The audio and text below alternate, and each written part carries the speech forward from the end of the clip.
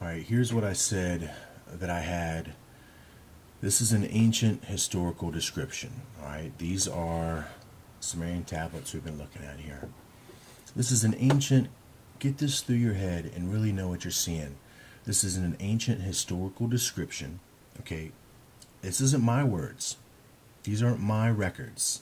Okay, these are records that are to the world. Okay, that is testifying. It's validating the Bible. It's telling you what the Bible is telling you. It's just telling you more of the information. Now the only problem is that they have already tried to muddy and muddle this information, of course, through the disinformation agent Zecharia Sitchin, for one.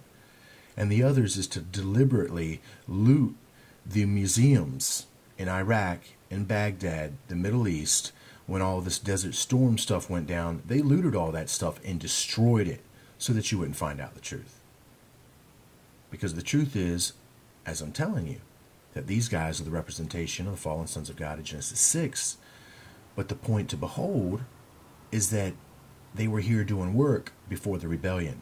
And that work still survives around the globe today as some of these very high ancient civilizations that are built with just wonderful precision using the natural elements and materials that are around.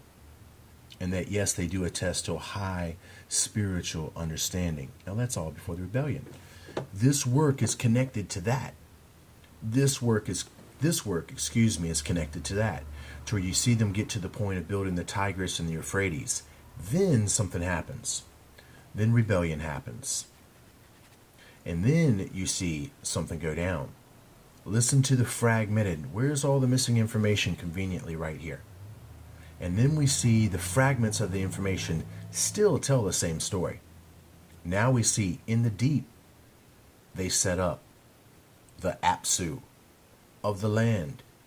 Inside it, raised its top of all the mountains. In the deep, they set up the Apsu of the land. Inside it, raised its top of all the mountains. After the rebellion, they no longer, the unfaithful, they no longer took to carrying out the work that they were supposed to do in creating the schools and uplifting the primitive peoples that surrounded them and teaching them the spiritual way and that of the unseen Father in heaven. Because that's really what was going on. And you can see it in the ancient record, man. Just look. Go back as far as you can, and you're going to see the truth that our world was very highly spiritual at one time. And it's before all this sacrifice and this bloodshed, if you want to talk the minds. Way before that, man. I'm talking 30 plus thousand years. Okay, I'm talking way back. And you can see it. And now, at the same time, there are still civilizations that are not teaching the right spiritual information. Well, guess what? Those are the unfaithful sons of God. So the faithful and the unfaithful sons of God existed on the earth simultaneously, running two separate evolutionary trains of progress on this world. And they have been lost in the history books. Their identity has been lumped up as one thing, and you can't recognize who they are, what they've done, the battle that's gone forth between them, and that they have both sought to annihilate each other. And that now you begin to understand why the Illuminati bloodlines are still taking blonde-haired and blue-eyed people as their subject.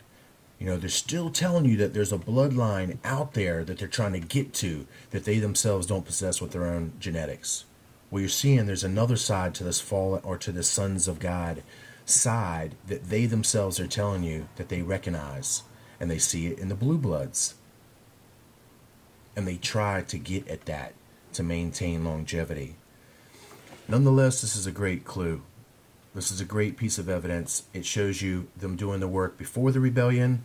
They were even preparing the garden site, as I've said. And then now you see them beginning to dig out the Apsu after they realize they're not going to be able to stay on the surface. I'll be back.